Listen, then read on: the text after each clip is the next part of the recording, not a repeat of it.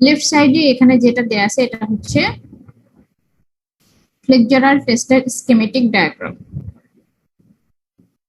এখানে একটু খেয়াল করো, নিচে এতে অরেঞ্জ কালারের দুটো বল আছে, এটা হচ্ছে এই দুটো হচ্ছে সাপোর্টিং পিন, আর স্পেসিমেন হচ্ছে এইটা। এখানে স্পেসিমেন যেটা সেটা হচ্ছে রেক্টেঙ্গুলার স্পেসিমেন। তো রেক্টেঙ্গুলার এই স্পেসিমেনকে সুন্দর করে কি করতে হয়, এই সাপোর্টিং পিন দুটোর উপরে এভাবে বসাতে হয়। বসানোর পরে উপর থেকে একটা লোড অ্যাপ্লাই করা হয়। লোডটা কিভাবে অ্যাপ্লাই করা হয়, এখানে একটা লোডিং পিন থাকে, লোডিং পিনের উপরে কি করা হয়, উপর থেকে লোড অ্যাপ্লাই করার সিস্টেম থাকে এবং লোড অ্যাপ্লাই করা হয়।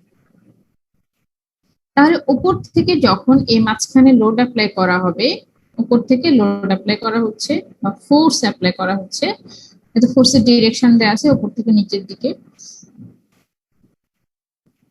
তাহলে কি হবে, এই স্যাম্পলটা একসময় এখানে বেন্ড হতে শুরু করবে।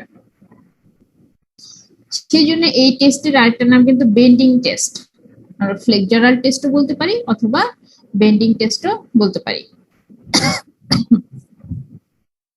এখন দেখো, এখানে যেহেতু দুটো সাপোর্টিং পিন আছে, আমরা যখন উপর থেকে এখানে ফোর্স অ্যাপ্লাই করব তখন কি হবে, এই সাপোর্টিং পিন দুটা যেহেতু স্পেসিমেনটা সাপোর্ট করে আছে, সেহেতু এই সাপোর্টিং পিন দুটোর এই পয়েন্টে কি হবে, অপোজিট দিকে ফোর্স কাজ করবে। আমরা উপর থেকে যখন ফোর্স অ্যাপ্লাই করব তখন এই সাপোর্টিং পিন দুটোতে কি হবে, উপর দিকে ফোর্স কাজ করবে। এই সেম জিনিসটা আমাদের এই রাইট সাইডের যে ইমেজ সেখানে দেয়া আছে, এটা হচ্ছে practical bending strength testing machine. তো প্র্যাকটিক্যাল বেন্ডিং টেস্টিং মেশিনে কি কি থাকে একটু দেখো। এই তো এইটা, এই ছোটটা, আর এইখানে এইটা, এই দুটো হচ্ছে সাপোর্টিং পিন, আর এই যে বেন্ড হয়ে গেছে এটা হচ্ছে স্পেসিমেন, আর এটা হচ্ছে তোমার লোডিং পিন। এবং লোডিং পিন দিয়ে লোড দেওয়া হচ্ছে উপরে, এই তো লোড দেওয়ার সিস্টেম আছে। এই কি উপরে যে ইয়ে আছে, এটাকে আমরা প্যান বলতে পারি বা অন্য কিছু বলতে পারি। এই প্যান দিয়ে কি করা হয়, এই প্যানটা ধীরে ধীরে নিচের দিকে নামতে থাকে। উপরের এই যে প্যান আছে, এই প্যানটা কি হবে, ধীরে ধীরে নিচের দিকে নামতে থাকে। তো এটা যখন নিচের দিকে নামতে থাকবে তখন অটোমেটিক্যালি কি হবে, এই মাঝখানে একটা ফোর্স পড়বে বা ফোর্স অ্যাপ্লাই হবে। আর যেহেতু উপর থেকে একটা ফোর্স নিচের দিকে আসতেছে, সেহেতু কি হবে, সাপোর্টিং প্যান দুটোতে অপোজিট দিকে ফোর্স কাজ করবে। এটা হচ্ছে ফ্লেক্সারাল টেস্টিং মেশিনের মেন যে প্রিন্সিপাল সেটা। এটা হচ্ছে আরেকটা মডেলের মেশিন, বেন্ডিং টেস্টিং মেশিন, কিন্তু মডেল আরেকটা মানে কি, এটা আরেকটা কোম্পানির মেশিন। এখানে দেওয়া আছে কি, এটা এই ছবিটা অনেকটা ক্লিয়ার বোঝা যাচ্ছে এখানে কি কি আছে। এটা উপর থেকে ফোর্স অ্যাপ্লিকেশন করার সিস্টেম আছে। এখানে এটা দেখে যেটা মনে হচ্ছে এটা হচ্ছে হাইড্রোলিক সিস্টেম। হ্যাঁ, হাইড্রোলিক সিস্টেমের মাধ্যমে কি করা হচ্ছে, এই পুরো জিনিসটাকে নিচের দিকে নামানো হচ্ছে। এবং এখানে আছে এটা হচ্ছে লোডিং পিন, এই দুটো সাপোর্টিং পিন, আর মাঝখানে আছে স্যাম্পল। সিমিলার আগের মতোই, নতুন কিছু না। এরপরে আমরা আমরা প্রথমে কি দেখলাম, যে আসলে ফ্লেক্সারাল টেস্টিং বা বেন্ডিং টেস্টিং কি সেটা দেখলাম। এখন আমরা একটু ডেফিনিশন বা অন্যান্য জিনিসগুলো একটু দেখি, যে আসলে এটাকে আর অন্য কি কি নামে জানা যায় বা এটার ডেফিনিশন কি হবে। তো আমরা ফ্লেক্সারাল টেস্টিং বা বেন্ডিং টেস্টিং এর মাধ্যমে যে প্রপার্টি মেজার করবো সেটাকে আমরা ফ্লেক্সারাল স্ট্রেংথ, মডুলাস অফ রাপচারকে সংক্ষেপে কি বলা হয়, MOR, আর বেন্ডিং স্ট্রেংথ, এই তিনটা নামে আমরা ডাকতে পারি। তাহলে flexural strength, modulus of rupture, bending strength, এই তিনটা একই জিনিস, এবং বেন্ডিং টেস্টের মাধ্যমে আমরা এটা মেজার করতে পারি। আর বেন্ডিং টেস্ট আর ফ্লেক্সারাল টেস্ট তো একই। এখন এখানে ফ্লেক্সারাল স্ট্রেংথ এটা হচ্ছে ম্যাটেরিয়ালের প্রপার্টি। ফ্লেক্সারাল টেস্টিং এর জন্য আমরা যে স্যাম্পল ইউজ করব সেটা সার্কুলারও হতে পারে আবার রেক্টেঙ্গুলারও হতে পারে। তবে রেক্টেঙ্গুলার স্যাম্পল বেশিরভাগ সময় ব্যবহার করা হয়, কারণ রেক্টেঙ্গুলার স্যাম্পলটাকে সেট আপ করা ইজি, অনেকটা সহজ। এখন এখানে কি করা হয়, একটা রেক্টেঙ্গুলার স্যাম্পলের উপরে লোড দেওয়া হয় বা রেক্টেঙ্গুলার অথবা সার্কুলার স্যাম্পলকে বেন্ড করা হয় যতক্ষণ পর্যন্ত না ফ্র্যাকচার বা ইল্ডিং হয়। ইল্ডিং কি সেটা তো তোমরা জানো। ইল্ডিং হচ্ছে যে ডিফরমেশনের একটা ট্রানজিশন পয়েন্ট, মানে যে পয়েন্টে তোমার ইলাস্টিক ডিফরমেশন থেকে প্লাস্টিক ডিফরমেশন স্টার্ট হয় সেই পয়েন্টকে আমরা বলবো কি ইল্ডিং পয়েন্ট। মানে যে পয়েন্টে প্লাস্টিক ডিফরমেশন স্টার্ট হবে সেটা হচ্ছে ইল্ডিং পয়েন্ট। তো আমরা একটা স্যাম্পলের উপর ততক্ষণ পর্যন্ত লোড অ্যাপ্লাই করতে থাকবো যতক্ষণ পর্যন্ত না কি হবে, স্যাম্পলটা ফ্র্যাকচার হয়ে যাবে অথবা স্যাম্পলে ইল্ডিং স্টার্ট হবে। এবং এটা হচ্ছে 3 পয়েন্ট ফ্লেক্সারাল টেস্টিং মেশিনের বেসিক প্রিন্সিপাল। তাহলে ফ্লেক্সারাল স্ট্রেংথ কি সেটার ডেফিনেশনটা আমরা একটু দেখে নিই। Flexural strength is defined as the stress in a material just before it yields in a flexural test.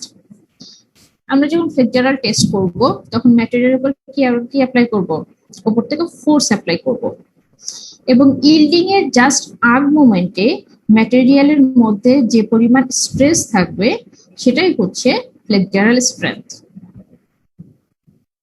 R flexural strength হচ্ছে আলটিমেটলি যে materials ability to resist failure under bending force. আমরা যখন বেন্ডিং ফোর্স অ্যাপ্লাই করব তখন কি হবে, material কতটুকু এই বেন্ডিং ফোর্সটাকে রেজিস্ট করতে পারতেছে, বা বেন্ডিং ফোর্স যখন অ্যাপ্লাই করব তখন ম্যাটেরিয়াল তার ফেলিওরকে কতটুকু রেজিস্ট করতে পারবে সেটা হচ্ছে ফ্লেক্সারাল স্ট্রেংথ।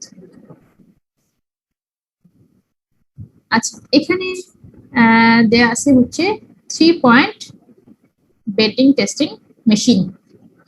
3 পয়েন্ট বলতে বোঝাচ্ছে যে লোডটা কাজ করবে 3টা পয়েন্টে, এই একটা পয়েন্ট, এই একটা পয়েন্ট, এই একটা পয়েন্ট। এটা হচ্ছে সাপোর্টিং পিন আর উপরে এটা হচ্ছে লোডিং পিন। এখানে এই সাপোর্টিং পিন দুটোর মধ্যবর্তী যে ডিস্টেন্স এল সেটা হচ্ছে ইম্পর্টেন্ট ব্যাপার। আরো ইম্পর্টেন্ট ফ্যাক্টর কি কি, যে আমি উপর থেকে ফোর্স যেটা অ্যাপ্লাই করছি সেটা, এখানে ডি হচ্ছে কি, যে ডি হচ্ছে থিকনেস, স্যাম্পলের থিকনেস কতটুকু এবং স্যাম্পলের উইডথ কতটুকু। হ্যাঁ, এই দুটো হচ্ছে ইম্পর্টেন্ট ফ্যাক্টর। এই এই এই ফ্যাক্টর বা এই প্যারামিটার গুলো ইউজ করে আমরা কি বের করব, ফ্লেক্সারাল স্ট্রেংথ বের করব। তাহলে এটা হচ্ছে একটা রেক্টেঙ্গুলার স্যাম্পল। রেক্টেঙ্গুলার স্যাম্পলে যদি আমরা 3 পয়েন্ট বেন্ডিং টেস্ট করি তাহলে আমরা বেন্ডিং স্ট্রেংথটাকে বের করব এই ইকুয়েশনের মাধ্যমে, sigma equal 3FL divided by 2BD square. এখানে F is the load at the fracture point, F is the load, L is the length of the support pan, মানে দুটো সাপোর্ট প্যানের মধ্যবর্তী যে ডিসটেন্স সেটা হচ্ছে L, আর এখানে বি হচ্ছে উইডথ, বি হচ্ছে কি স্যাম্পলের উইডথ যেটা আমরা এখান থেকে দেখতে পাচ্ছি না যেহেতু আমরা ফ্রন্ট ভিউ দেখছি, আর ডি হচ্ছে কি থিকনেস। তাহলে এই যে প্রত্যেকটা প্যারামিটারকে যখন আমরা এই ইকুয়েশনের মধ্যে বসিয়ে দেবো তখন আমরা সিগমা পাবো, আর সিগমাই হচ্ছে আমাদের বেন্ডিং স্ট্রেংথ। এরপরে আমরা একটু 4 পয়েন্ট বেন্ডিং টেস্টের দিকে যাই।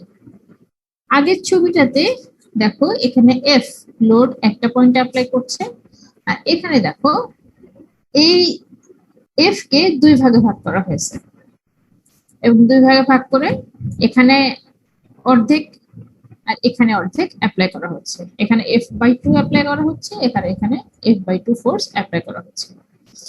এবং এখানে একইভাবে তোমার থিকনেস বা উইডথ আগের ইসের মতোই বিডি, আর দুটো পিনের মধ্যবর্তী ডিসটেন্স সেটা হচ্ছে এল। তাহলে এরকম 4 পয়েন্ট বেন্ডিং স্ট্রেংথ টেস্টের ক্ষেত্রে এখানে কি করা হবে, সিগমা ইকুয়াল FL/BD স্কয়ার এই ইকুয়েশনটা ইউজ করা হবে।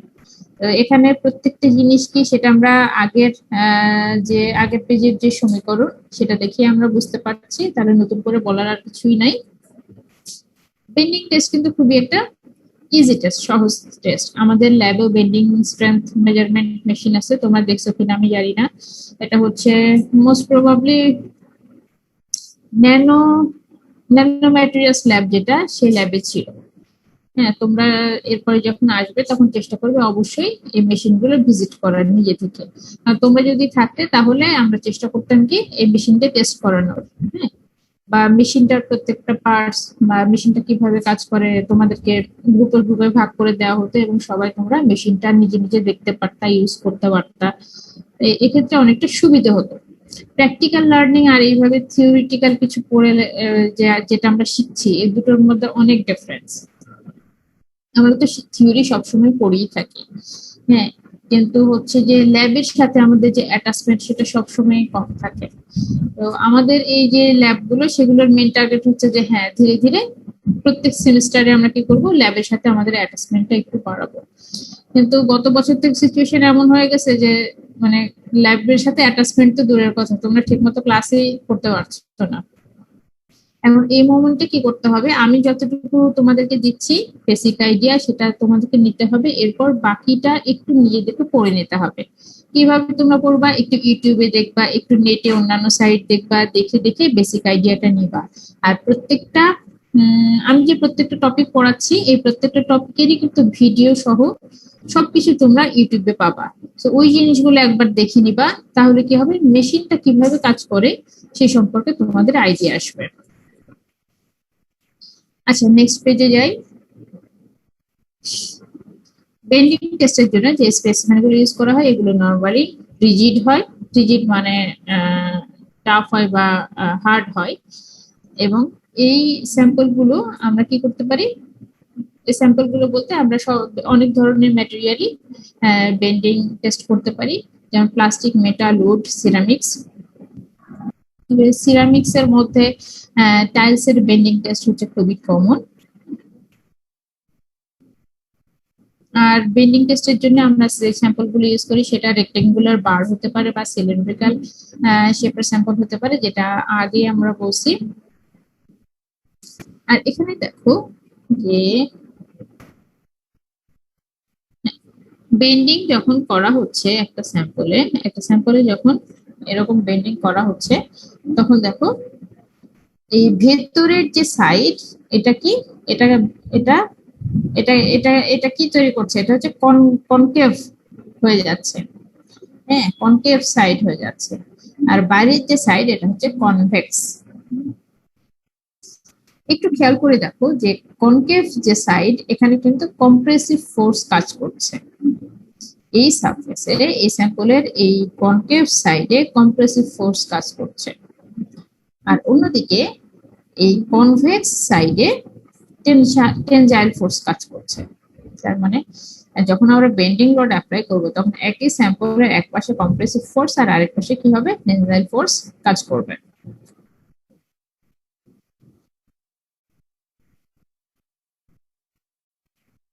আচ্ছা, তোমাদের জন্য মোটামুটি এতটুকুই ছিল। তোমরা এখন যে কাজ করবা সেটা হচ্ছে বেসিক আইডিয়া তো আমি দিয়ে দিলাম, তোমরা বাকিটা একটু ইউটিউব থেকে বা অন্যান্য সাইট থেকে দেখে নিয়ে তোমাদের আইডিয়াটা জেনারেট করবা। আর এরপরে এটার উপরে ওভারঅল একটা রিপোর্ট দিবা, যেখানে তোমার বেন্ডিং টেস্টিং কি, বেন্ডিং স্ট্রেংথ কি, বেন্ডিং টেস্টিং এর প্রিন্সিপাল, তারপরে আর কি থাকবে, স্যাম্পলিং মানে স্যাম্পল কিভাবে তৈরি করতে হয়, স্যাম্পলের ম্যাটেরিয়াল অনুযায়ী তোমার, ম্যাটেরিয়াল বলতে ধরো সিরামিক ম্যাটেরিয়াল যদি হয় তাহলে স্যাম্পলের সাইজ শেপ কিরকম হবে। অন্যদিকে যদি আমরা অন্য অন্য কোনো ম্যাটেরিয়াল ইউজ করি, যদি কম্পোজিট বা অন্য কোনো ম্যাটেরিয়াল ইউজ করি তাহলে তোমার স্যাম্পলের সাইজ শেপ ভ্যারি করবে কিনা, বা material to material sampling vary করবে কিনা, এই জিনিসগুলো তোমরা রিপোর্টের মধ্যে ইনক্লুড করবা। ঠিক আছে, বোঝা গেছে? জি তাহলে ম্যাম। এটা এটা দিয়ে তোমাদের মোটামুটি কয়টা টেস্টিং হবে, 4টা টেস্টিং দেখানো হবে। আর তোমাদের এখন এটা কত উইক চলে?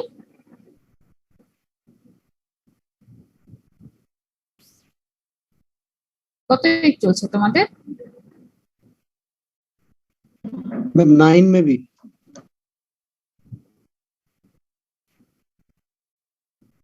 গত সপ্তাহে তোমাদের 8 ছিল না?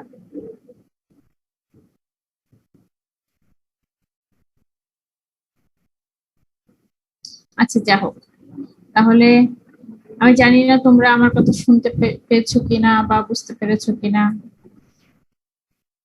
কারণ আমি যখন জিজ্ঞেস করছি একটা কথা, তোমরা অনেকক্ষণ পরে একজন অ্যান্সার দিচ্ছ এবং তোমরা অ্যান্সার দিতে অনেক সময় নিচ্ছ। আচ্ছা, তোমরা কি ইসের ক্লাসটা করতে চাও এখন?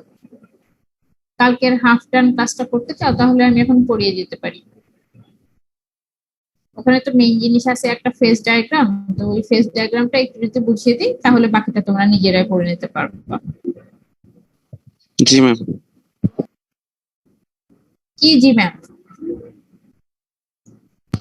ম্যাম পড়বো কালকের ক্লাসটা, কালকেটা তো শেষ করতে পারেননি। হ্যাঁ, কালকে তো শেষ করা যায়নি নেটওয়ার্কের প্রবলেমের কারণে।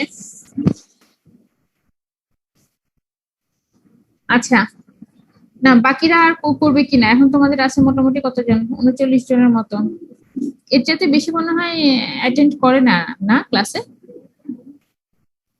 ম্যাম এখন ফেসবুক আর মেসেঞ্জার ডাউন তো ম্যাম, তো ওভারঅল নেটে আসতে সবারই প্রবলেম হচ্ছে, খুব স্লো হয়ে গেছে সবার সবকিছু। কিন্তু জুম তো চলছে, মানে আজকে চলছে আমার যেটা মনে হচ্ছে, গতকাল প্রবলেম ছিল, হ্যাঁ ম্যাম। মাঝে মধ্যে আপ ডাউন করছিল। আচ্ছা ঠিক আছে, আমি হচ্ছে যে ওই ক্লাসটা এখন শেষ করতে চাচ্ছি।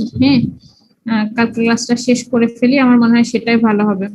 ম্যাম, বলো। ম্যাম আমাদের তো 9 সাইকেল চলছে ম্যাম, আমাদের সিটি দেয়া হয়নি একটাও। তোমাদের সাথে আমার সিটি ছিল? জি ম্যাম, সিটি ছিল। হ্যাঁ, তো সিটির ব্যাপারে কি জন্য একটা কথা হলো না গতদিন?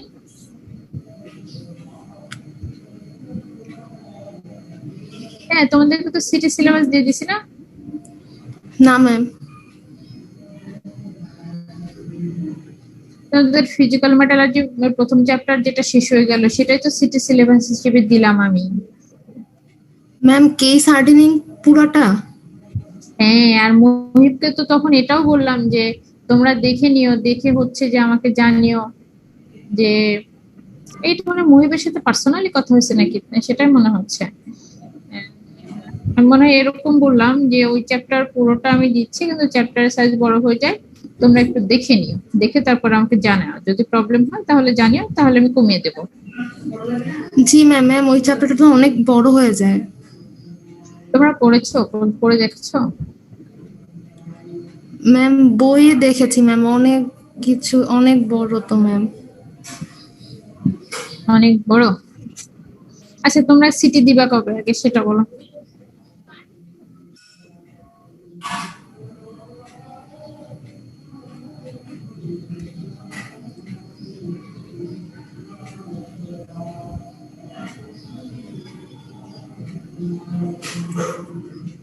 কবে সিটি দিবা তোমরা? তোমাদের সিয়ার কোথায়? তোমরা দুজন সিয়ার, দুজনেই নেয় আজকে?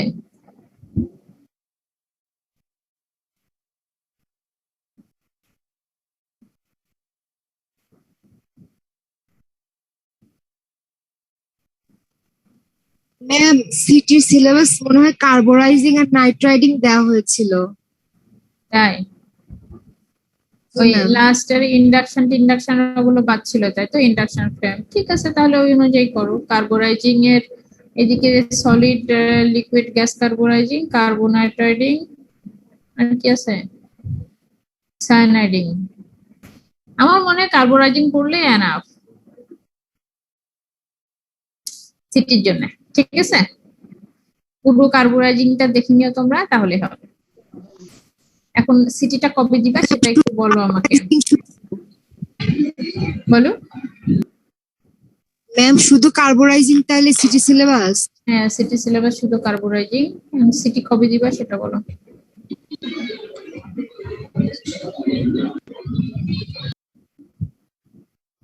আচ্ছা, ম্যাম এটা তোমার আমাদের তো আবার এপ্রিল থেকে মানে মিড শুরু হওয়ার কথা ম্যাম, তাহলে আমাদের মানে এই মাসের মধ্যেই তো নিতে হবে যদি সিটি আমরা দেই সেক্ষেত্রে। জি ম্যাম, ম্যাম আমাদের এপ্রিলের 15 তারিখ থেকে অ্যাটাচমেন্ট শুরু ম্যাম, তো তার তাহলে উইক হচ্ছে তোমরা মিড ব্রেক থাকবে।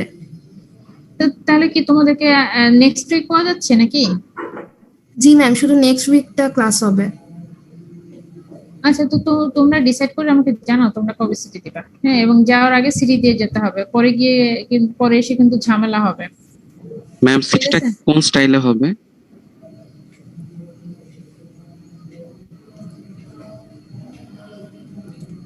ইমেইলে নিব। তোমাদেরকে একটা কিংবা দুটো কোশ্চেন দেবো, 1 পেজে অ্যান্সার করবা, একটা করে ছবি উঠে পাঠিয়ে দিবা। মানে ম্যাম ডেসক্রিপটিভ টাইপের পরীক্ষা হবে? হুম। ম্যাম সিটি তো দুইটাই হবে তাই না ম্যাম? আচ্ছা, তোমরা আগে একটা সিটি দাও, পরে পরেরটা নিয়ে চিন্তা করো। হ্যাঁ, এখন আমি ক্লাসটা শুরু করি। হ্যাঁ, জি ম্যাম। তোমরা নিজেদের মধ্যে কথা বলে ডেট ফাইনাল করে আমাকে জানাও।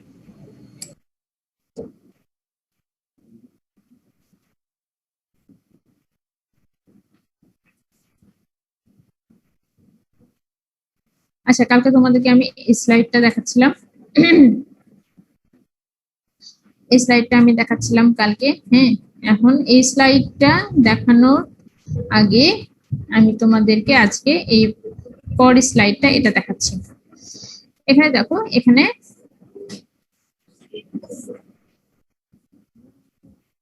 এখানে এদিকে কি আছে, জিঙ্কের পার্সেন্টেজ 0 থেকে 100% পর্যন্ত আছে। আর অন্যদিকে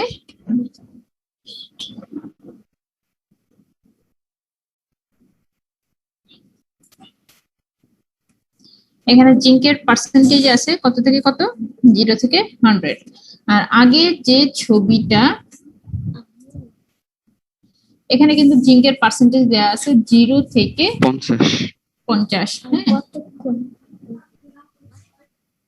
ম্যাম এখানে 50 যে পয়েন্টটা, এখানে তো ম্যাম কপারও 50% থাকবে, জিঙ্কও 50% থাকবে, তাই না ম্যাম? হ্যাঁ, কপার আর জিঙ্ক দুটো 50।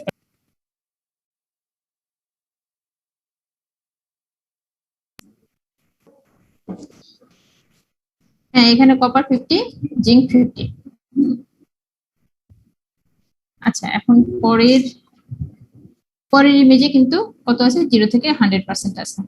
এখানে দেখো, এখানে এখানে কিন্তু গ্রিড লাইন গুলো নাই। হ্যাঁ, শুধুমাত্র ফেজ ডায়াগ্রামটা আছে, এই জন্য এই গ্রাফটা দেখতে সুবিধা। আচ্ছা, এখানে দেখো, এই যে রিজিয়ন, এই রিজিয়নটা হচ্ছে আলফা রিজিয়ন, এই রিজিয়নটা হচ্ছে লিকুইড রিজিয়ন। এই যে লাইন, এই লাইনটা হচ্ছে আলফা রিজিয়নকে সেপারেট করে দিছে অন্যান্য রিজিয়ন থেকে। তাহলে এখান থেকে শুরু করে এই পুরো জায়গাটা হচ্ছে আলফা। আর এখানে লিকুইড, যেটা লিকুইডটা হচ্ছে এই উপরের এক্সিস, এই সাইডের এক্সিস, এবং একই সাথে এই যে উপর দিয়ে যে লাইনটা চলে গেছে, হ্যাঁ, উপর দিয়ে যে কার্ভ লাইনটা চলে গেছে, এই লাইনের এই অংশটা হচ্ছে লিকুইড। এখানে আরেকটা ফেজ আছে, সেটা হচ্ছে বিটা ফেজের রিজিয়ন। এখানে আছে বিটা প্রাইম। এই এখানে দেখো, এখানে ডট ডট লাইন দিয়ে রিপ্রেজেন্ট করা হয়েছে এই বিটা প্রাইম এই ফেজটাকে। এখানে আছে গামা ফেজ। আর আমার মনে হয় না যে এদিকে যাওয়ার খুব একটা দরকার আছে। মোটামুটি এই 50% পর্যন্ত আমরা কি করব, ওই আগের যে ছবিটা আছে সেখানে গিয়ে দেখব। ঠিক আছে, আমি এখানে যতটুকু বললাম সেটা তো বুঝতে পারছো না সবাই? জি ম্যাম, বুঝতে পারছি। হ্যাঁ, এটা তো সিম্পল কথা, ছবিতে যা আছে শুধু সেটাই বললাম। ম্যাম আমাদের তো প্রথম ছবিটা আঁকতেই বোধহয় হবে না ম্যাম, সেকেন্ড ছবিটা তো অনেক ডিফিকাল্ট। সেকেন্ড ছবিটা আঁকার দরকার নাই। আর নর্মালি হচ্ছে ইন্ডাস্ট্রিতে এই 40% বা 35%-এর উপরে কখনো যায় না। হ্যাঁ, আচ্ছা আর সেই জন্য হচ্ছে যে ম্যাক্সিমাম 50% পর্যন্ত এনাফ। এবং তোমরা এই ছবিটা ড্র করবা, গ্রিড লাইন দেখানোর দরকার নাই। তাহলে এই পুরো রিজিয়নটা হচ্ছে আমাদের আলফা বা কপার। হ্যাঁ, পিওর কপার। এখানে আছে লিকুইড, এখানে আছে বিটা ফেজ, আর নিচে ড্যাশ ড্যাশ ড্যাশ ড্যাশ এই ডট ডট লাইনের নিচে কি আছে, বিটা প্রাইম। এখন আসো, এই লিকুইড আর এখানে আছে আলফা, এর মধ্যবর্তী এই যে একটা রিজিয়ন আছে, এই রিজিয়নে কিন্তু দুটো ফেজ থাকবে, আলফা আর লিকুইড। কিভাবে আমরা বুঝবো দুটো ফেজ থাকবে? ধরো আমি 30%-এর একটা কম্পোজিশন নিলাম, এখানে একটা কম্পোজিশন। তো 30%-এর একটা কম্পোজিশন যদি আমি নিই, তাহলে এইখানে ধরো এই পয়েন্টে আমি গেলাম, এই পয়েন্টে গিয়ে এখানে একটা হরিজেন্টাল লাইন টানলাম, এই হরিজেন্টাল লাইনকে বলা হয় টাই লাইন। ফেজ ডায়াগ্রামে এই হরিজেন্টাল লাইনটাকে বলা হয় টাই লাইন। তো এই পয়েন্টে যখন আমি একটা টাই লাইন টানবো, একটা হরিজেন্টাল লাইন টানবো, তখন এই হরিজেন্টাল লাইনটা এই উপরের এই যে লাইন আছে আগে থেকে উপরের লাইনকে কাট করবে, এবং একই সাথে এদিকে এই নিচের এই লাইনটাকে কাট করবে। এখন দেখো যে এই নিচের এই লাইন, এই লাইনের এপাশে কি আছে? আলফা। আর উপরের লাইনের এপাশে আছে লিকুইড। লিকুইড। তাহলে এই রিজিয়নের মধ্যে তোমার বা এই পয়েন্টের যে ফেজ আছে সেটা হচ্ছে আলফা প্লাস লিকুইড। একটা ডেফিনিট টেম্পারেচারে কম্পোজিশন অফ ফিক্স, এখানে টেম্পারেচার কত হবে? 930 বা 40। হ্যাঁ, তো 930-এ আমার কম্পোজিশন ফিক্স, আর এখানে আমি টেম্পারেচার ফিক্স করলাম 930। 930-এ একটা স্ট্রেট লাইন যদি আমি সোজা টানি, বা স্ট্রেট লাইন যদি আমি এখানে টানি, এখানে যদি স্ট্রেট লাইন টানি, তাহলে কি হবে? এটা এই উপরের এই লাইনকে টাচ করবে এবং নিচের এই লাইনকে টাচ করবে। উপরের লাইন কিসের সাথে? উপরের লাইনের এই পাশে কি ফেজ আছে? Liquid phase. Liquid phase. হ্যাঁ, তার মানে এখানে যে ম্যাটেরিয়ালটা আছে এই টেম্পারেচারে তার মধ্যে এই লিকুইড ফেজটা থাকবে, এবং আমি যে টাই লাইনটা টানলাম সেটা এই নিচের এই লাইনটাকে টাচ করবে। আর নিচের এই লাইনের নিচে আছে কি? Alpha phase. হ্যাঁ, তাহলে এই আলফা ফেজটা এই টেম্পারেচারে থাকবে। বুঝে গেছে? তাহলে 930 ডিগ্রি সেলসিয়াস টেম্পারেচারে 30% জিঙ্ক এই কম্পোজিশনের মধ্যে আলফা প্লাস লিকুইড এই দুটো কম্পোজিশন থাকবে। আমরা যদি এরকম একটা জায়গায় চিন্তা করি তাহলে কি থাকবে? শুধুমাত্র আলফা ফেজ। আমাদের তো চিন্তা করতে হচ্ছে না এখানে, তাই না? কারণ এটা হচ্ছে পুরোপুরি আলফা ফেজের মধ্যে। এরপরে আমরা যদি এখানে চিন্তা করি তাহলে তো আলফা ফেজ। হ্যাঁ, নিচের এদিকে সবই আলফা ফেজ, এখানে আলফা প্লাস লিকুইড, আর উপরে হচ্ছে যে লিকুইড ফেজ। এরপরে আসো এখানে দেখো এই টেম্পারেচারটা, এই যে এখানে আছে কি আলফা ফেজ। আলফা ফেজের মধ্যে এই টেম্পারেচারে এটা কত? 1600 কত হবে? এটা 1657। এখানে 1600 ধরো 57। 1657-তে এখানে যে জিঙ্কের পার্সেন্টেজ আছে, আলফার মধ্যে যে জিঙ্কের পার্সেন্টেজ আছে সেটা কত? নিচে চলে আসো, জিঙ্কের পার্সেন্টেজ কত? 32.5 বা 32। হ্যাঁ, অ্যাপ্রক্সিমেটলি। এরপরে টেম্পারেচার ধরো কমতেছে, টেম্পারেচার কমলে কি হচ্ছে? আলফার লাইনটা এদিকে আসতেছে, আলফার লাইনটা এদিকে আসতেছে, এবং জিঙ্কের পার্সেন্টেজ বাড়তেছে। এখানে ধরো কত? 850 ডিগ্রি সেলসিয়াস। হ্যাঁ, 850 ডিগ্রি সেলসিয়াসে জিঙ্কের পার্সেন্টেজ কত? এখানে 39 অ্যারাউন্ড। ম্যাম, এটা ফারেনহাইট হবে না? হ্যাঁ, এই পাশেরটা ফারেনহাইট, অ্যারাউন্ড হচ্ছে 35। আমি যদি এই পাশের টেম্পারেচারের কথা বলি তখন সেলসিয়াসে বলতে পারবো। 470 ডিগ্রি সেলসিয়াস। হ্যাঁ, আর এই পাশেরটা যদি বলি তাহলে হচ্ছে যে তোমার ফারেনহাইটে বলতে পারবো। তো এটা যদি ধরো তোমার 850 বা 870 এরকম একটা রিজিয়ন হয়, তাহলে এই টেম্পারেচার জোনে এসে কি হবে? তোমার কত পার্সেন্ট থাকবে জিঙ্ক? 38 বা 39 এতটুকু। তাহলে কি হচ্ছে? আলফা ফেজের মধ্যে টেম্পারেচার কমার সাথে সাথে জিঙ্কের পার্সেন্টেজ বাড়ছে, বা জিঙ্কের সলিবিলিটি বেড়ে যাচ্ছে। এখানে যে বিটা ফেজ সেটার কথা আমি আগে বলছি। ধরো এই জায়গায় একটা কম্পোজিশন আমি নিচ্ছি। আচ্ছা, পরের ইমেজে গেলে মনে হয় ভালো করে বোঝা যাবে নাকি?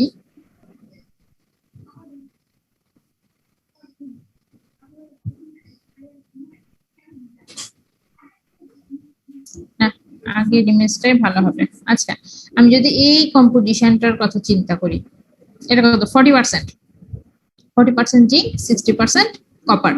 হ্যাঁ, এই ব্রাশের কথা যদি আমি চিন্তা করি তাহলে এই ব্রাশকে ধরো প্রথমে আমি কত ডিগ্রি সেলসিয়াসে হিট দিলাম। হ্যাঁ, হিট দিয়ে কত ডিগ্রি সেলসিয়াসে নিয়ে গেলাম? ধরো 1050 বা 1850 ফারেনহাইট। 1850 নিয়ে গেলাম, তো 1850 যখন থাকবে তখন এর মধ্যে কি ফেজ থাকবে? শুধুমাত্র লিকুইড ফেজ থাকবে। এটা তো লিকুইড ফেজের জোন, শুধুমাত্র লিকুইড থাকবে। এরপরে আমি কি করব?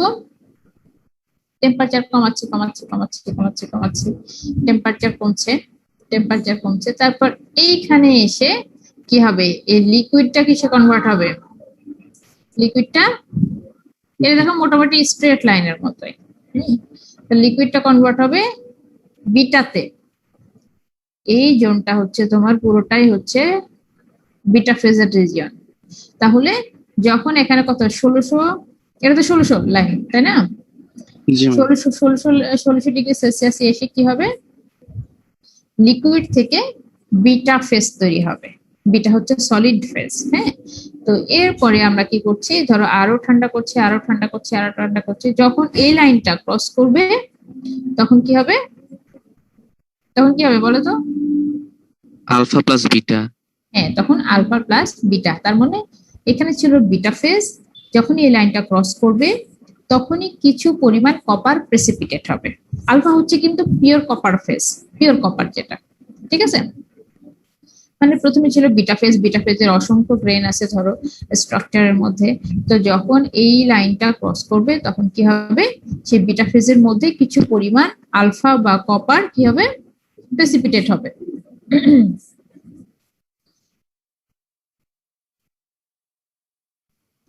তার মানে কি বিটার মধ্যে বিটা ফেজের মধ্যে কিসের সলিবিলিটি কমবে? কপারের সলিবিলিটি কমবে, তাই কি না?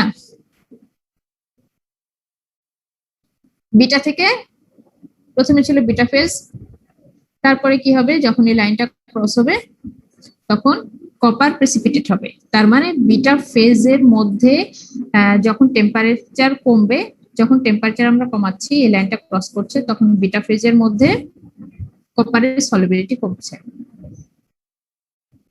তো যখন এটা হবে তখন আমরা কি পাবো? আলফা প্লাস বিটা পাবো। এরপরে এইভাবে আগাচ্ছি আগাচ্ছি আগাচ্ছি বলতে টেম্পারেচার কমছে কমছে কমছে কমছে কমছে। এই যে এই dash dash dash dash line যখন আমরা ক্রস করব তখন কি হবে? এই বিটা ফেজ যেটা তৈরি হলো, এই বিটা ফেজ বিটা প্রাইমে কনভার্ট হবে। বিটা আর বিটা প্রাইম এই দুটোই হচ্ছে তোমার বিসিসি ফেজ মনে হয়, মানে বডি সেন্টার্ড কিউবিক। বিটা আর বিটা প্রাইম দুটো হচ্ছে বডি সেন্টার্ড কিউবিক, আর এখানে আলফাটা হচ্ছে এফসিসি। তাহলে 40% জিঙ্কের একটা কম্পোজিশন, 40% জিঙ্ক 60% কপারের একটা কম্পোজিশন যখন আমরা নিব, তখন সেটাকে যদি আমি প্রথমে হিট করে লিকুইড বানাই নিই এবং তারপরে যদি কুল করতে থাকি, তাহলে টেম্পারেচারের সাথে সাথে আমি দেখছি কি বিভিন্ন ধরনের ফেজ বা ফেজ মিক্সচার তৈরি হচ্ছে।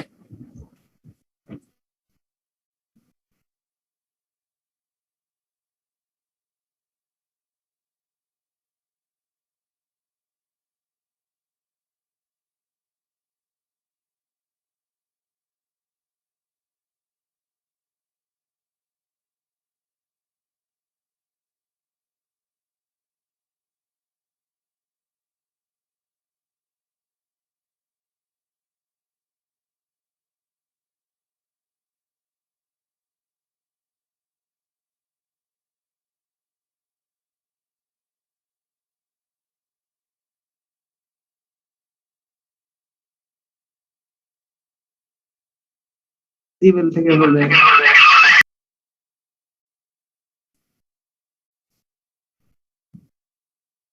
আচ্ছা, এখন আসো তাহলে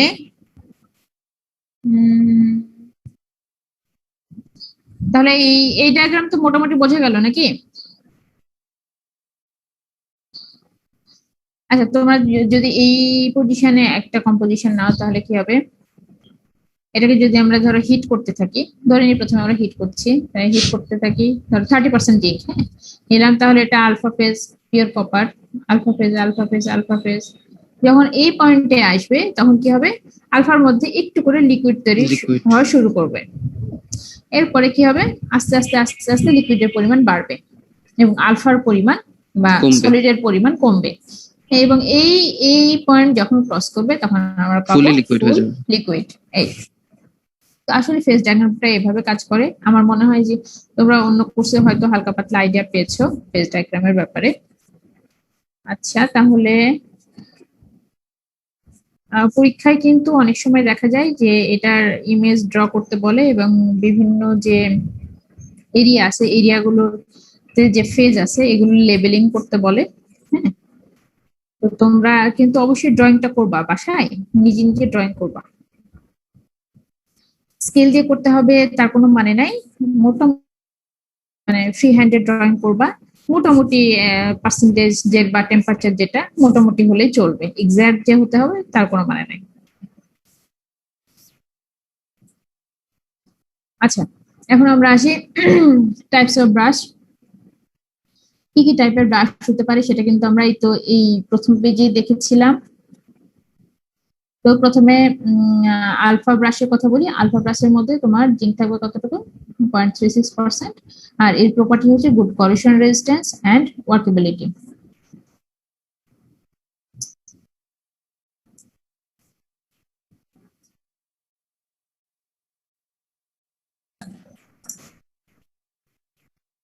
আচ্ছা, এখন নেক্সট হচ্ছে yellow alpha brass. Yellow alpha ব্রাশের মধ্যে জিঙ্ক হচ্ছে 20 থেকে 36%। এরপরে এর যে প্রপার্টি গুলো এখানে দেয়া আছে, যেমন good strength, high ductility, suitable for cold working. তোমরা কোল্ড ওয়ার্ক বোঝো তো? বোঝো? না ম্যাম। আচ্ছা, একটা জিনিসকে রুম টেম্পারেচারে হাতুড়ি দিয়ে পেটানোই হচ্ছে কোল্ড ওয়ার্কিং। ঠিক আছে? আমরা যদি ওয়ার্কিং কে ভাগ করি টেম্পারেচারের উপর বেস করে, তাহলে কোল্ড ওয়ার্কিং এবং হট ওয়ার্কিং এরকম বলে থাকি। হট ওয়ার্কিং হচ্ছে হাই টেম্পারেচারে করা হয়, যেমন কামাররা যেটা করে যে তোমার কোনো একটা অস্ত্রকে কি করে বা লোহার কোনো জিনিসকে আগুনে দেয় এবং এরপরে সেটাকে তুলে কি করে হাতুড়ি দিয়ে বাড়ি দেয়। হ্যাঁ, ওইটা হচ্ছে হট ওয়ার্কিং। আর আমরা যদি রুম টেম্পারেচারে এরকম একটা ম্যাটেরিয়ালকে কি করি, ডিফর্ম করি, তাহলে সেটা হবে কোল্ড ওয়ার্কিং। আচ্ছা, এরপরে আসতো তাহলে কি আমরা যে ব্রাশের কথা বলছি এই ব্রাশকে আমরা কোল্ড ওয়ার্কিং করতে পারি, মানে কোল্ড ওয়ার্কিং করে ডিফর্ম করতে পারি। মানে কোল্ড ওয়ার্কিং করলে ব্রাশটা ভেঙে যাবে না। হ্যাঁ, অনেক ম্যাটেরিয়াল আছে, যেমন সিরামিক ম্যাটেরিয়ালকে যদি তুমি কোল্ড ওয়ার্কিং করো, রুম টেম্পারেচারে যদি হাতুড়ি দিয়ে পেটাও, তাহলে কি হবে, সেটা ভেঙে যাবে। কিন্তু ব্রাশের ক্ষেত্রে সেটা হয় না, সেজন্য বলছে যে suitable for cold working. Next হচ্ছে stress relief annealing is mandatory after cold working. যখন আমরা কোল্ড ওয়ার্কিং করব তখন কিন্তু ম্যাটেরিয়ালের মধ্যে ডিফর্মেশন হবে, গ্রেন গুলো ডিফর্ম হয়ে যাবে এবং অনেক ডিসলোকেশন তৈরি হবে। আর যখন অনেক ধরনের ডিসলোকেশন তৈরি হবে, ম্যাটেরিয়ালের মধ্যে ডিফর্মেশন হবে, তখন ম্যাটেরিয়ালের মধ্যে স্ট্রেস জমা হবে। তার মানে কি, আমরা কোল্ড ওয়ার্ক যদি করি তাহলে ম্যাটেরিয়ালের মধ্যে স্ট্রেস জমা হবে, আর এই স্ট্রেসকে কি করতে হবে, রিলিফ করতে হবে। স্ট্রেসকে রিলিফ করার জন্য আমরা অ্যানিলিং করে থাকি। তোমরা কোন কোর্সে পড়বা, এটা ফিজিক্যাল মেটালার্জিতে পড়বা। অ্যানিলিং হচ্ছে একটা হিট ট্রিটমেন্ট প্রসেস। ম্যাটেরিয়ালের মধ্যে যদি স্ট্রেস থাকে তাহলে সেই স্ট্রেসকে রিলিফ করার জন্য অ্যানিলিং করা হয়। তাহলে কি করতে হবে, কোল্ড ওয়ার্ক ম্যাটেরিয়ালকে অবশ্যই অ্যানিলিং করে স্ট্রেস রিলিফ করতে হবে। তাছাড়া কি হবে, সেই ম্যাটেরিয়ালটা সিজন ক্র্যাকিং হবে। সিজন ক্র্যাকিং বা স্ট্রেস করোশন ক্র্যাকিং। ক্র্যাকিং বলতে বলছি কি, ক্র্যাক ডেভেলপ করবে ম্যাটেরিয়ালের মধ্যে। আর স্ট্রেস করোশন ক্র্যাকিং, স্ট্রেস মানে কি ম্যাটেরিয়ালের মধ্যে স্ট্রেস থাকলে এই ক্র্যাকিংটা হবে। একই সাথে স্ট্রেস আর করোসিভ এনভায়রনমেন্ট এই দুটো জিনিস যখন থাকবে তখনই এই ক্র্যাকিংটা হবে। স্ট্রেস করোশন ক্র্যাকিং বা সিজন ক্র্যাকিং। সিজন ক্র্যাকিং এর আরেকটা নাম হচ্ছে স্ট্রেস করোশন ক্র্যাকিং। তার মানে ক্র্যাকিংটা হবে দুটো কারণে, দুটো কম্বাইন্ড জিনিস থাকবে। একটা হচ্ছে ম্যাটেরিয়ালের মধ্যে যদি স্ট্রেস থাকে এবং সেই স্ট্রেস ম্যাটেরিয়ালটা যদি করোসিভ এনভায়রনমেন্টে থাকে, যদি কোনো কেমিক্যালের মধ্যে থাকে, যেমন ধরো কোনো অ্যাসিড বা এই টাইপের জিনিসের মধ্যে থাকে, কিংবা যদি ময়েশ্চারের কন্ট্যাক্টে থাকে, তখন কি হবে, সেই ম্যাটেরিয়ালের মধ্যে কি জমা থাকবে, কি হবে, ক্র্যাকিং হবে। তাহলে আমাদেরকে কি করতে হবে, কোল্ড ওয়ার্কিং এর পরে অবশ্যই স্ট্রেসটাকে রিলিফ করে দিতে হবে। স্ট্রেসটাকে যদি আমরা রিলিফ না করি আর ওই ম্যাটেরিয়ালটা যদি তোমার করোসিভ এনভায়রনমেন্টে আসে, তাহলে কি হবে, ক্র্যাকিং হবে। নেক্সট কি বলছে, সাসেপ্টেবল টু পিটিং করোশন কল্ড ডিজিংসিফিকেশন।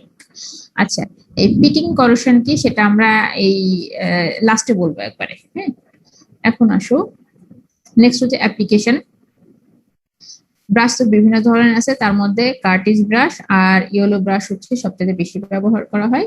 এবং অ্যাপ্লিকেশনের সেক্টর গুলো বিভিন্ন রকম, যেমন অটোমোটিভ, ইলেকট্রিক্যাল, হার্ডওয়্যার এগুলা। অটোমোটিভ মানে গাড়ি টাড়ি এই টাইপের জিনিস বা এরোপ্লেন এই টাইপের জিনিসকে বোঝাচ্ছে। অটোমোটিভে কোথায় ইউজ করা হয়? Radiator core, tanks, headlight, reflector এই জিনিসগুলো তৈরি করার জন্য ব্রাশ ইউজ করা হয়। আর ইলেকট্রিক্যাল পার্টস যেমন flash light cell, socket cell, lamp fixture এগুলো তৈরিতে ব্রাশ ইউজ করা হয়। আর হার্ডওয়্যারের ক্ষেত্রে ফাস্টেনার, রিভেট বা স্প্রিং এই জিনিসগুলো তৈরিতে ব্যবহার করা যেতে পারে। আচ্ছা, ব্রাশের আরো কিছু ক্লাসিফিকেশন আছে, যেমন অ্যাডমিরালটি মেটাল, অ্যালুমিনিয়াম ব্রাশ। এগুলোর কম্পোজিশন, প্রপার্টি তোমরা নিজেরা পড়ে নেবা বই দেখে। এখানে যেমন আমরা পড়লাম যে এর ইয়েলো আলফা ব্রাশের কম্পোজিশন কি, এর প্রপার্টি কি, হ্যাঁ, অ্যাডভান্টেজ, ডিসঅ্যাডভান্টেজ বা অ্যাপ্লিকেশন এগুলো সবগুলোই দেখতে হবে। অ্যাডভান্টেজ ডিসঅ্যাডভান্টেজ বেসিক্যালি থাকবে না বেশিরভাগ জায়গায়, কম্পোজিশন, প্রপার্টি আর এরপরে অ্যাপ্লিকেশন, এই তিনটা জিনিস দেখতে হবে বা পড়তে হবে তোমাদের। আচ্ছা, এরপরে হচ্ছে যে রেড ব্রাশ। রেড ব্রাশের কিছু ক্লাসিফিকেশন আছে, যেমন গিল্ডিং মেটাল, কমার্শিয়াল ব্রোঞ্জ আর আরেকটা হচ্ছে রেড ব্রাশ। তো তোমরা এগুলোর জন্য একই কাজ করবা, কম্পোজিশন, অ্যাপ্লিকেশন আর কি প্রপার্টিজ, এই তিনটা জিনিস নিজেরা পড়ে নিবা। আর alpha plus beta brass, alpha plus beta ব্রাশেরও কিছু ক্লাসিফিকেশন আছে। কয় ধরনের alpha plus beta brass? Muntz, free cutting brass, forging brass, architectural brass, naval brass, manganese bronze, এই সবগুলো দেখে নিবা। এগুলো আসলে ওই সিমিলার টাইপেরই জিনিস, তোমরা নিজেরা যদি পড়ে নাও তাহলে হয়ে যাবে, জটিল কিছু নাই। আচ্ছা, পিটিং করোশন। এই পিটিং করোশন কি সেটা একটু বলে নি। আচ্ছা, করোশন কি সেটা তোমরা জানো?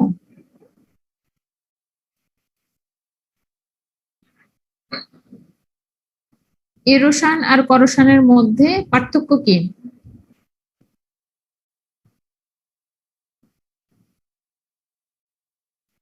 তোমরা কি শুনতে পাচ্ছ আমার কথা?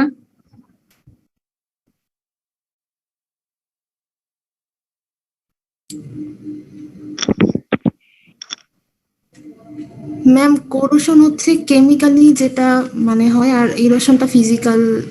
হ্যাঁ, করোশন হচ্ছে কেমিক্যাল অ্যাটাক আর এরোশন হচ্ছে ফিজিক্যাল Physical অ্যাটাক। attack। হ্যাঁ, তো তোমরা তো দুটোই হচ্ছে ম্যাটেরিয়ালের ক্ষয়। হ্যাঁ, সো ফিজিক্যাল অ্যাটাকের মাধ্যমে হতে পারে বা কেমিক্যাল অ্যাটাকের মাধ্যমে হতে পারে। তো পিটিং করোশন কি? পিটিং হচ্ছে তোমার একটা লোকালাইজড জায়গায় হোল তৈরি হবে। করোসিভ এনভায়রনমেন্টে কেমিক্যাল অ্যাটাকের জন্য যখন কোনো লোকালাইজড জায়গায় হোল তৈরি হয় তখন এটাকে আমরা বলি পিটিং করোশন। তো যখন আমরা ব্রাশকে সি ওয়াটারের কন্ট্যাক্টে রাখবো, যে সি ওয়াটারে অক্সিজেন এবং কার্বন ডাইঅক্সাইডের পরিমাণ বেশি থাকবে, সেইখানে পিটিং করোশনটা হওয়ার পসিবিলিটি আছে। কারণ ব্রাশকে যদি সি ওয়াটারে রাখি তাহলে সেখানে পিটিং করোশন হতে পারে। আসলে এখানে কি হয়, ব্রাশের সারফেস থেকে ডিজলভ হতে শুরু করে এবং ডিজলভ হয়ে এটা জিঙ্ক এবং কপার আলাদা আলাদা এলিমেন্ট হয়ে পানির মধ্যে এটা ডিজলভ হয়ে যায়। এরপরে কি হয়, কিছু পরিমাণ কপার আবার ওই ম্যাটেরিয়ালের উপরে, ওই ব্রাশের উপরে ডিপোজিট হয়। আর কপার যখন ডিপোজিট হবে তখন এটা পোরাস কপার হিসেবে ডিপোজিট হবে, ডেন্সলি ডিপোজিট হবে না। তো সেই জন্য কি হবে, আলটিমেটলি তোমার ওভারঅল ব্রাশের যে ক্রস সেকশন সেটা কমে যাবে। এবং যেহেতু ডিপোজিশন যেটা তৈরি হচ্ছে সেই ডিপোজিশনটা পোরাস, সেহেতু এখানে আলটিমেটলি একসময় হোল তৈরি হবে বা লিকেজ তৈরি হবে। তো এই ঘটনাটাকে বলছি কি পিটিং করোশন। পিটিং করোশন তাহলে আলটিমেটলি কি, যে এটা হচ্ছে লোকালাইজড একটা জায়গায় কেমিক্যাল অ্যাটাকের মাধ্যমে যদি হোল তৈরি হয় বা লিকেজ তৈরি হয় তখন সেটাকে আমরা বলবো পিটিং করোশন। আর এটা নর্মালি দেখা যায় যখন ম্যাটেরিয়াল সি ওয়াটারে কন্ট্যাক্টে আসে। আর সেই সি ওয়াটারে যদি অক্সিজেন এবং কার্বন মনোক্সাইডের কনসেন্ট্রেশন বেশি থাকে। আচ্ছা, তোমাদের জন্য তাহলে এতটুকুই। হ্যাঁ, আমি বলছি এতটুকু, কিন্তু এখানে একটা ফ্যাক্টর আছে, সেটা হচ্ছে এই কম্পোজিশন গুলো মনে রাখা কিন্তু টাফ। হ্যাঁ, ধরো এই alpha brass, admiralty metal, aluminium brass এ পর্যন্ত ধরো তোমাদের কাছে খুব একটা টাফ মনে হবে না, তোমরা হয়তো সহজে মনে করতে পারবে। কিন্তু এরপরে যখন এই রেড ব্রাশের এই ক্লাসিফিকেশন, আলফা প্লাস বিটা ব্রাশের ক্লাসিফিকেশন এবং এদের কম্পোজিশন গুলো পড়বা, কম্পোজিশন অ্যাপ্লিকেশন, তখন কিন্তু মনে হবে যে হ্যাঁ আসলে মানে কোনটার কম্পোজিশন কোনটা বা কোনটার অ্যাপ্লিকেশন কোনটা মিক্স আপ হয়ে যায়। সুতরাং এগুলো একটু দেখে দেখে পড়তে হবে, একটু টেকনিক খাটায় মনে রাখতে হবে। হ্যাঁ, নামের সাথে মিলায় তোমাকে জিনিসগুলো মনে রাখতে হবে, প্রপার্টি প্লাস কম্পোজিশন সবকিছু। তাহলে আজকের মতো আমি এখানেই রাখছি, ঠিক আছে? আগামী দিন তোমরা কবে সিটি দিবা তোমরা আমাকে জানাও, কারণ মোহিত তো সেদিন আমার সাথে কথা বলছিল, সে বলছিল যে ম্যাডাম আমি জানাবো কবে আমরা সিটি দিতে চাই। ঠিক আছে, ওর সাথে তো এরকমই কথা হয়েছিল। তো আজকে যেহেতু ও নাই, তোমরা নিজেরা ওর সাথে কথা বলো, বা তোমরা নিজেরা ডিসিশন নিয়ে, সবাই মিলে ডিসিশন নিয়ে যদি মনে করো যে সিআর এর থ্রুতে জানাবা, সেটাই মনে হয় ভালো হয়, তাহলে সিআর কে বলো আমাকে জানাই দিতে যে কবে তোমরা সিটি দিতে চাচ্ছ, তারপরে আমি দেখি তখন নেওয়া যায় কিনা। আর তোমাদের সিটির যে সিলেবাস সেটা তো আমি দিয়ে দিলাম, ঠিক আছে? জি ম্যাম। ম্যাম আমরা তাহলে সিটির ডেটটা ম্যাম আমরা আলোচনা করে আপনাকে জানাবো। ম্যাম আরেকটা কথা ছিল ম্যাম, আমাদের তো আরেকটা সিটি বাকি ম্যাম, ওইটার কখন দিব ম্যাম? তার বদলে যদি আমরা একটা অ্যাসাইনমেন্ট দিয়ে দেই। না, আমি তোমাদের কাছ থেকে অ্যাসাইনমেন্ট নেব না। হ্যাঁ, কারণ তোমাদের এই 60 জনের অ্যাসাইনমেন্ট দেখতে গিয়ে অনেক বেশি সময় লেগে যায়, বুঝতে পারছো? 60 জনের অ্যাসাইনমেন্ট দিতে গিয়ে অনেক বেশি সময় লেগে যায়, তো সেটা আমি করতে চাই না। তোমাদের সিটি নেবা, আর সিটি নিলে তোমাদের পড়াশোনাটা হবে একটু, এটা তোমাদের জন্য সুবিধা। হ্যাঁ, অ্যাসাইনমেন্ট দিলে তোমরা হয়তো সেটা করে দিবা, বাট সেটা চাইতে সিটি তোমাদের জন্য ভালো, কারণ এমনিতেই আসলে বাসা থেকে ওইভাবে সবার পক্ষে পড়াশোনায় কনসেন্ট্রেট করা মুশকিল, সেক্ষেত্রে সিটি হলে একটু বেনিফিটেড হবে তোমরা, ঠিক আছে? তো একটা সিটি এখন দিয়ে যাও, আর আরেকটা সিটি তোমাদের যখন ঈদের পরে ক্লাস শুরু হবে তখন তোমরা দিবা। জি ম্যাম। তো আচ্ছা, ঠিক আছে, তাহলে আল্লাহ হাফেজ, সবাই ভালো থেকো।